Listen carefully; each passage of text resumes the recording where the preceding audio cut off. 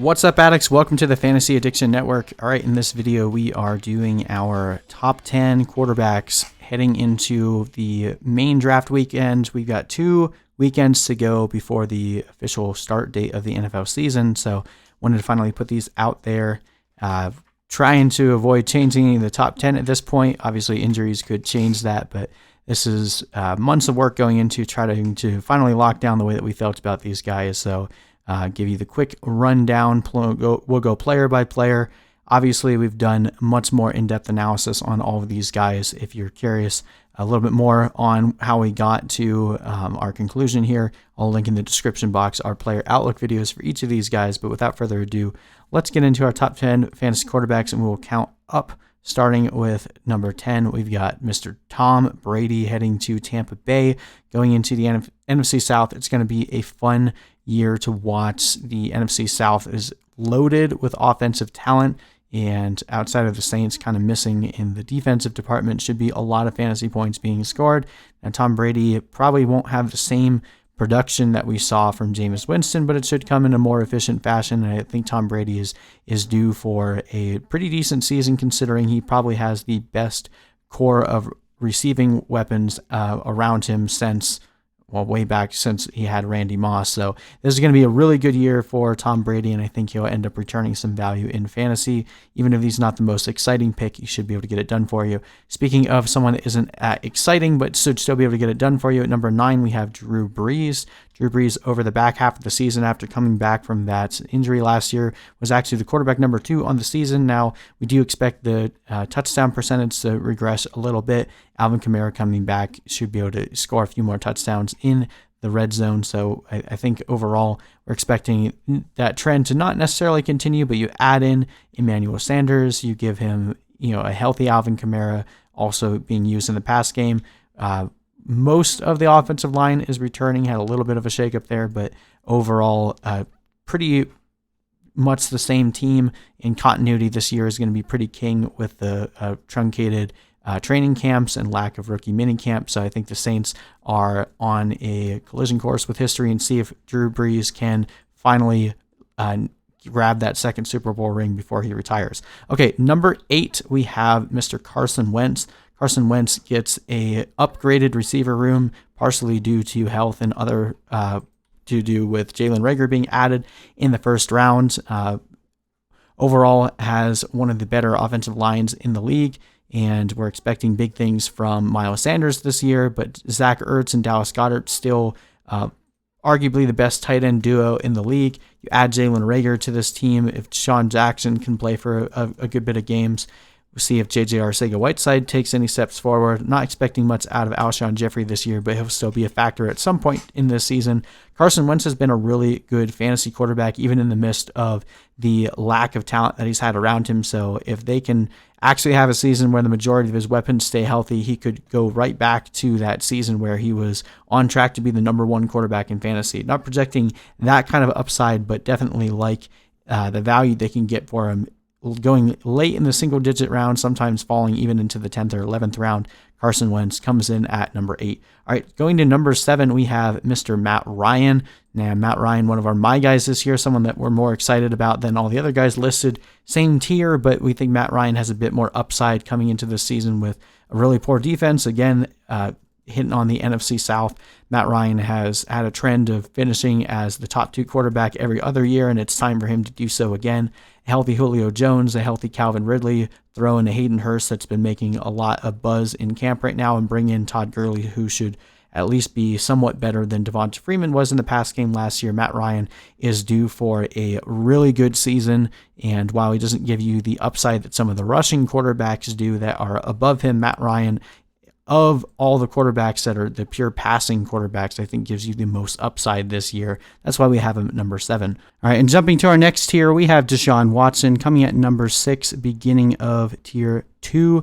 Now, Deshaun Watson finished as the number 3 quarterback last year, number 2 in points per game, but does lose his elite pass-catching option with DeAndre Hopkins, hence the reason for the slight downgrade, but still have him in the same tier as some of the other rushing quarterbacks here. Now, you can make the argument that Deshaun Watson might actually see an increase in his rushing attempts and potential end zone touchdowns due to the loss of DeAndre Hopkins, but given the decrease to the overall talent around him, I do still see him dropping a decent bit, but the defense there in Houston should be bad enough that Deshaun Watson should have to will the Texans to a lot of victories. So I still see him as a more elite passing option.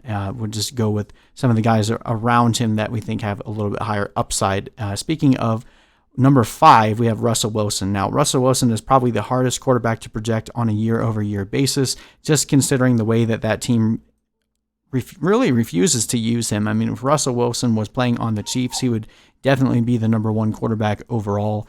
But playing with a team that wants to continue to run the ball down their opponent's throats until the fourth quarter when they're behind, when they finally give the keys over to Russell Wilson to try to win, it just makes for a really annoying fantasy mess where Russell Wilson has like 4 to 6 games where he completely wins the week for you, and then you're probably not happy starting him the other 10. So unless this team changes their philosophy, which is possible, I mean, we have Russell Wilson actually coming out and publicly saying that he wants to have the offense opened up a bit more, which normally that's not his MO at all. But we also have the conflicting reports of both Pete Carroll and Ryan Schottenheimer basically saying they're not planning on changing the philosophy. Is it a smokescreen? Is it coach speak? I don't really know.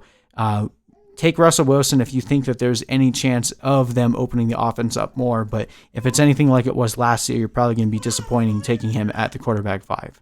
All right, and then coming in at number 4 is the new kid on the block. We've got Kyler Murray for the Arizona Cardinals, getting DeAndre Hopkins added to his team.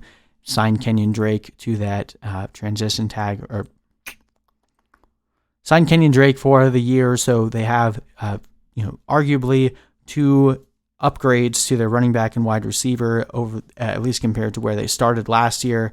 Kyler Murray also gets an upgrade to his offensive line with Josh Jones in the 3rd round, a guy that was graded for the 1st round that fell for some reason. So this should be a much improved team. Kyler Murray hopefully will be able to make the step forward that we're all expecting him to take.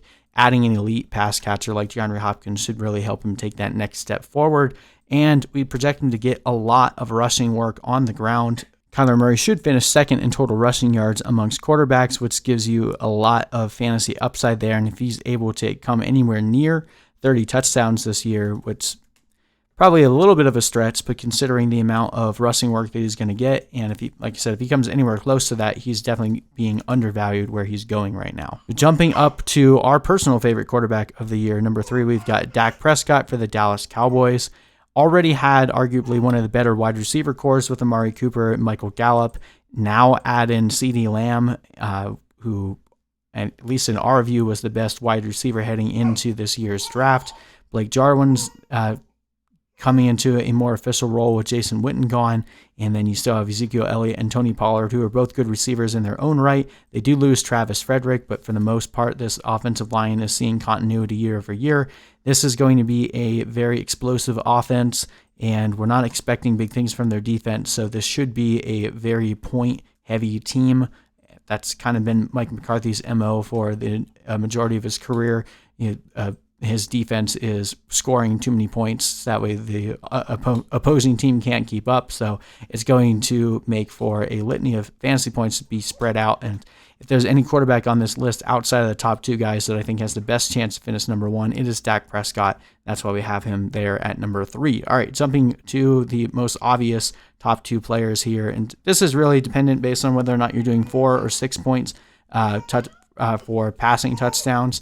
I think that is the differentiator here. But right now we have Patrick Mahomes in a 4-point touchdown league as our number 2, just behind Lamar Jackson. Patrick Mahomes, obviously the best quarterback in the league, playing on the best offense in the league. There's not really much not to like about him. Yes, he didn't produce where he was drafted last year because of the injury that he suffered. But if he plays 16 games and comes anywhere near the production that he had to put out near the end of the playoffs last year, he's definitely going to be coming in at a value. Now, with the defense taking a step forward last year, that also saw his ceiling go down a little bit. So we'll see if that needs to continue into this year. But still, Patrick Mahomes gives you high floor, high ceiling every week, and he's one of the rare quarterbacks where you never really need to bench, even in a bad matchup. And then lastly, of course, Lamar Jackson, truly here because of the way that fantasy points are scored, with rushing being so much more valuable than than passing on a yard-for-yard basis. And, you know, in most leagues, 6 points for rushing touchdowns versus 4 points for passing touchdowns. Lamar Jackson had such a extreme advantage over the quarterback number 2 last year, 9 points on average per game over quarterback 2. I don't think the advantage is going to be that large this year, but if he comes anywhere near 1,000 yards again, he's still going to be at least in the top 3 amongst quarterbacks. You have to pay a pretty hefty price if you want to acquire him this year, and it's not something we typically recommend, but if there's any quarterback to actually bank on returning fantasy value, it's someone that broke the league in rushing yards for a quarterback. I mean, Michael Vick was an incredible fantasy producer for the majority of his career, and Lamar Jackson is looking to be the next evolution of Michael Vick. So I won't fault you for taking him, even if you have to take him in the second round. But that is our top 10 fantasy rankings at the quarterback position. Thank you guys so much for watching. Click the link in the description for a full list of our rankings outside of the top 10 and for all the positions. And thank you guys for watching. Hit that subscribe button for more, and we'll see you in the next video.